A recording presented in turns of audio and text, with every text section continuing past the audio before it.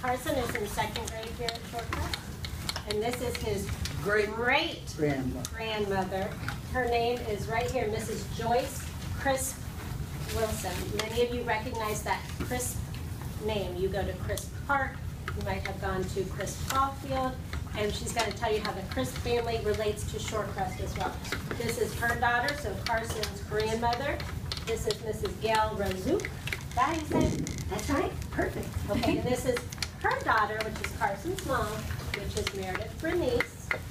And we have Carson's little brother too, Kyle. He's in JK. All right, so thank you so very much for coming, really all of you. And we might ask questions of anybody up here, because we have right here 3 generations of Shorecrest students. And somebody who is very influential to Shorecrest, and that is, what would you like us to call it? Granny. Granny. Our students have been talking about it 100 years ago. Oh, yeah. I know, that's before your time. You're not 100, but 100 years ago.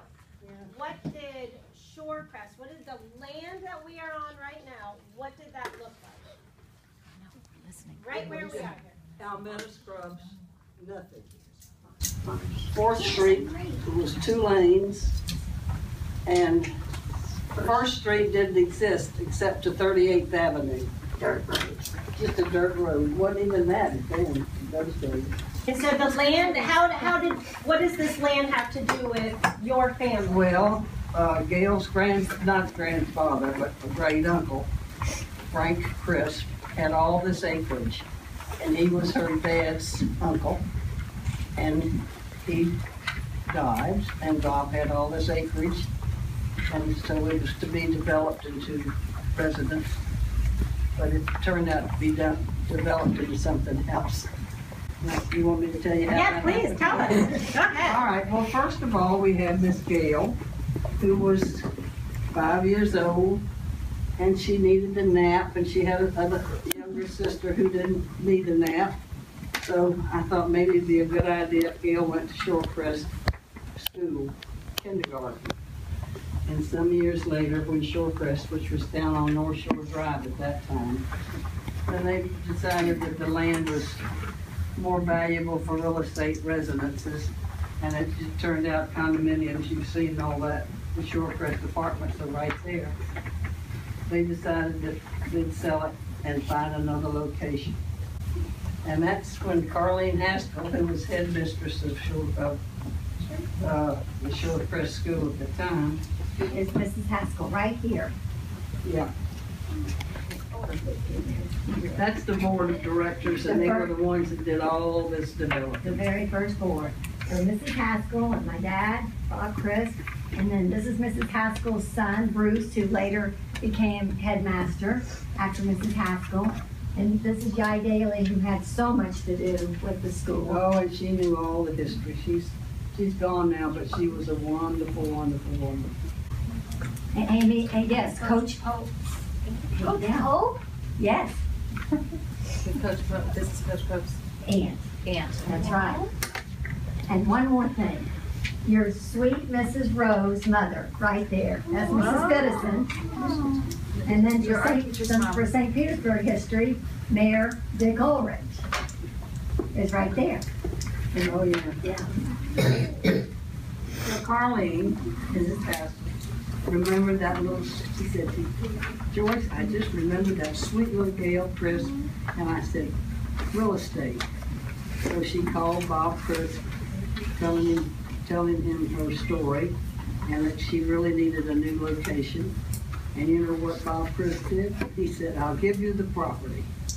So that's what he did, and this was just old palmetto scrubs, and it was going to be houses, but they made it into this wonderful school. And he was always so proud of this wonderful school. And that's how we got involved with it. So then he kept on going, and we had the lower school, which is kind of where we're sitting now, I think. It's all changed so much. Because the story I was going to tell started when middle school was just beginning. The first year for middle school, we only had the lower school. And we had, all of a sudden, those children 6th grade and out and ready to go someplace, we decided we better have another school, middle school. That's when, this was a Labor Day. In those days, Labor Day signaled the end of summer and the beginning of school. Now you start a little earlier than that. But anyway, this was a Labor Day afternoon, and the next day was school, first day of school. And Bob said to me, we didn't live but about 5 minutes from here. He said, let's take the dogs, we had 2 dogs, let's take the dogs down to the school and I'll let them run around and I'll check on everything. He was so proud of this school, he didn't want anything to be wrong the next day. Tomorrow's first day of school, and we want everything to be just right. So I said, that's fine with me. So we had the dogs jump in the Jeep and away we went. And we got here, and by that time, of course, First Street was going all the way through. So we pulled off First Street under the drive that goes down here. Is that called Bartlett Boulevard? Charger? No, Charger now. Chargers now? Okay. So they had it named for Benny for a while, I think. We drove down that dirt road at that time, it wasn't paved. And all where the theater is now was just a big open field, athletic field. So, excuse me, he pulled up there, opened the door, and Sam, one of the dogs, the pointer, jumped out. And Bob got out. And I was looking all around because the field was just covered with dove. And it was so quiet. I thought, strange. And I looked down and I said, oh, Bob, get back in the car quick. It's the biggest rattlesnake I've ever seen. And it was. So he jumped back. I said, don't forget your dog. So he opened the door again and old Sam jumped in. Anyway, he said, oh my goodness, what are we going to do? Tomorrow school starts and we can't have that big snake down here with the kiddos running around. What are we going to do? I said, I don't know. He said, I'll tell you what, you get out and stay here with the snake and I'll go home and get my shotgun. I said, geez. Hilarious. Well, I looked at it, and by that time the snake had wiggled over a little bit to the big ball. What do they call that? The backdrop, the backstop. What's the screen back of the catcher's plate, Carson? Okay, backstop, I guess. Yeah. Anyway, it was fenced, screen wire, and the snake was laying there along that. So, about 10 feet away. I said, well, why do you want me to do that? He said, if somebody's here, that snake won't go away. I said, okay. So anyway, I got out and I stood there and that snake looked at me and I looked at that snake. And I said, okay, it's just you and me. So Bob left, drove backed out into the street and went on home, I suppose, to get his gun. And I stood there and waited and waited and waited, and we were only 5 or 10 minutes away, and I thought, where in the world can he be? Finally, here he came. And I noticed he had changed shoes. He had on these boots. So anyway, he finally shot the snake. It happened. And I said, where have you been? Oh, I didn't know where in the world you could be. He said, well, I had to lace up my boots, didn't I? Okay. So anyway, that was a snake story, and I didn't have to worry anymore about those kiddos stepping on that big rattlesnake. But the reason we think that snake, well, of course it was a typical Florida area, but they used to be down on 4th Street before the war. You kiddos who have great-grandparents, they might have said something that you might have heard them say before the war. Well, that was that Second World War. And nothing happened down here before that.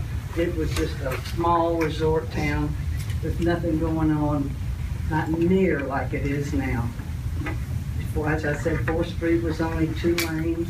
1st Street didn't even go through. Finally, all those things began to change, and the city began to grow. So, oh, that's what I was going to get to. Actually, it was on 4th Street. Because first, we had, in all Florida towns, there was a zoo or an alligator farm or some little sign attraction that lured people in to spend money. Well, sure enough, there was a little zoo on 4th Street near, I think, where the pizza place is. I think, anyway, we think that might have been where that snake came from, because they had all these animals, alligators and snakes and monkeys. I don't think they turned the monkeys loose. If they did, I never saw one of those. But they just turned those things loose when they closed that place up. So they had plenty of wild animals running around out here for a while. And every now and then you'd hear about an alligator or something. But they finally, got rid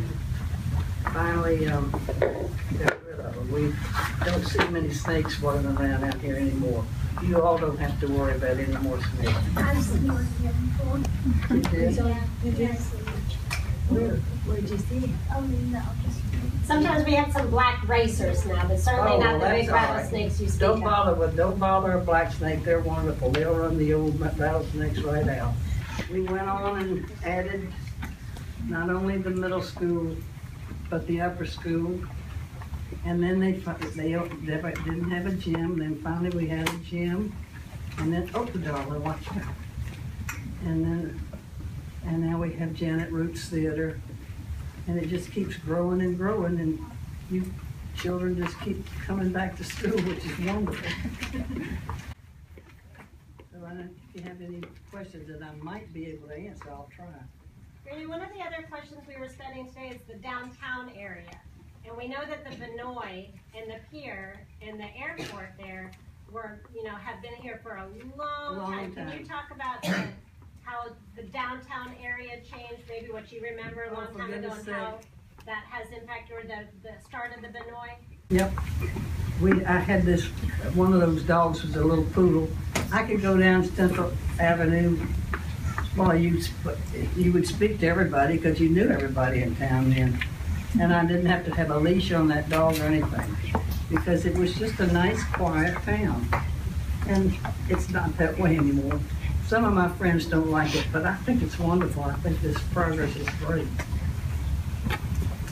Do you remember when the Vinoy started? There were the Serena, the Serena, Florencia, that big condominium. That was a big hotel. The Vinoy and the Tides out at the beach.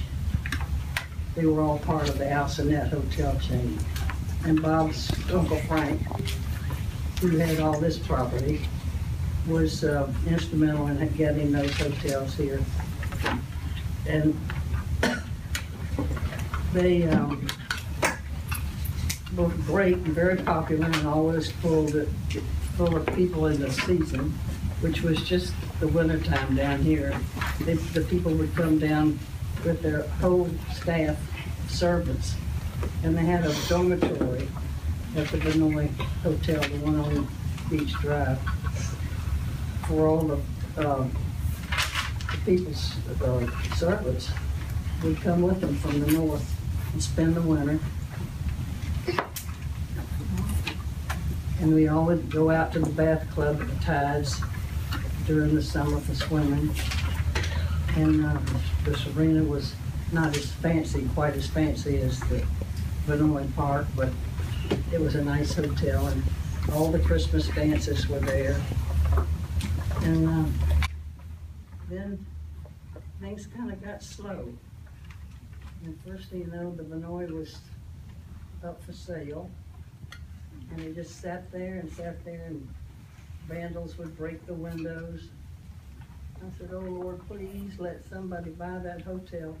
It'll be the making of St. Pete. You see what's happened. The Vinoy got redone, and that was the beginning. And now downtown St. Pete and the Beach Drive area are renowned throughout this country. It's just a very, very popular spot. And I guess with that new sundial, we're gonna have the best place in the world on it. So Granny, you said that this was all scrubland. Oh, yes. And as they were building new parts of the school, did they pull out the bushes and the plants and just keep taking that out? Or Oh, did yeah. they clear out the whole land and it was No, empty? they just would clear it as they needed it. So and that all might be the- a small school and that's still a lot of scrub? Oh, yes, piney woods and those palmetto, we call them scrubs. But it was really a snaky looking swampy area. But this, of course, has all been redone. The Shorecrest School downtown was very small because there'd just be a few people here in the winter who had a reason to have family in school. So it was only, I don't think they had 20 children probably. And of course you don't remember, do you? But it was just, they had little tables out under the, it was all done, it was called Shorecrest Outdoor School, and it was outside. Seems like we didn't have as much rainy weather in the wintertime then, because it worked for them to be outside.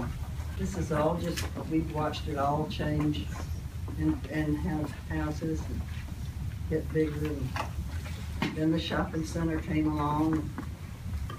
Now more shopping centers come along. We even got Trader Joe's. What happened to the old Shorecrest? Oh, it's an apartment building downtown now. If you go down North Shore Drive, you will see Shorecrest Apartments. They tore it down. So they tore that, this, okay, yes, sir. It was like it was outside of the school. It was outdoors. Yeah. Yes, we sat at little picnic tables and we sat outside and had school. Yeah. How many classrooms were there at the lower division for the outdoor school? Downtown, they had K through 6, only one class for each one. In fact, probably some of them doubled up. Yes, sir? Where you said that the pier was not made like it is today, like it's still pier and upside down, something like The pier, the old pier. Oh, the old pier. Oh, no, I've seen 2 piers. When they built this one, we didn't know why they tore the other one down, except it was kind of old-fashioned, I guess. But they tore it down and built the pyramid thing, and nobody liked it at first, but you know, you get used to everything. And anyway, they'll work all that pier stuff out. When you were younger, did the kids have options to buy lunch? I can't hear what. Did they buy lunch at the old school? Oh, you mean, With me. What I did you do with think, me? no, they had lunch brought in for them. You didn't take your lunch. I didn't take my lunch. And you stayed, after lunchtime, you all stayed and took a nap. I'm sorry. So Mrs. Bernice is a product of Shorecrest as well. So if you have a question that you'd like to ask Mrs. Bernice, There you go. she went to school kindergarten through 12th grade, is that right? Yep. Okay. And then for Mrs. Rizuk too, that she has a lot of memories that Granny has told her over the years. So we could address questions for many generations, or a couple generations, for any of the ladies up front. Kevin? When didn't they start using uniforms? My cousins, Carter and Caitlin Chris, it was his very first year in Alpha, I think, so, and he's in his 30s now. Yeah. So, it may have been my senior year, so maybe 93, but each year, his class was in the uniform, so the class ahead of him did not wear the uniform. So they brought it up with his class. So when his class, Yeah, I would have known that. when they stopped at 8th grade, and the whole lower school was in uniform by then. When did regular stores, like ones we have now, started getting big on 4th Street and Church Street? Oh, my land, 4th Street saved 2 lanes for a long, long time.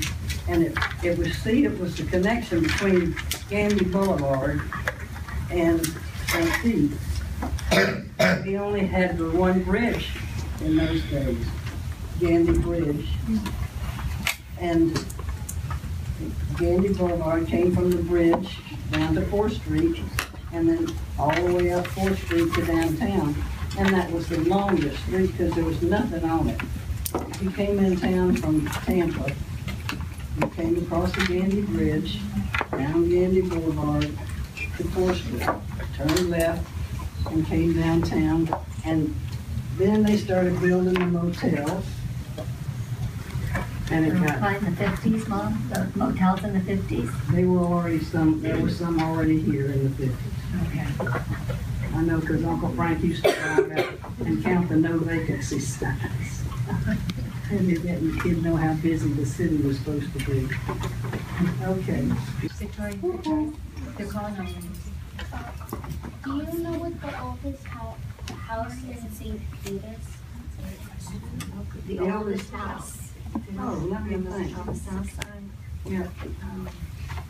Now, down near where the college is, there's the Williams had a house, and that's one of the oldest. And That's after Williams Park. Yeah. that was Moose Williams' folks, and his wife is still with us. She's 90-something. Yeah. Was there the dog bazaar? The dances are? Oh, yeah. Now, that was almost part of the Alcinet chain, but the war came along and took it over, and they had a hospital there for wounded veterans. So when was the Dances built? When was the what? Dances built. When was it built? I think it opened in 1927. 4th grade.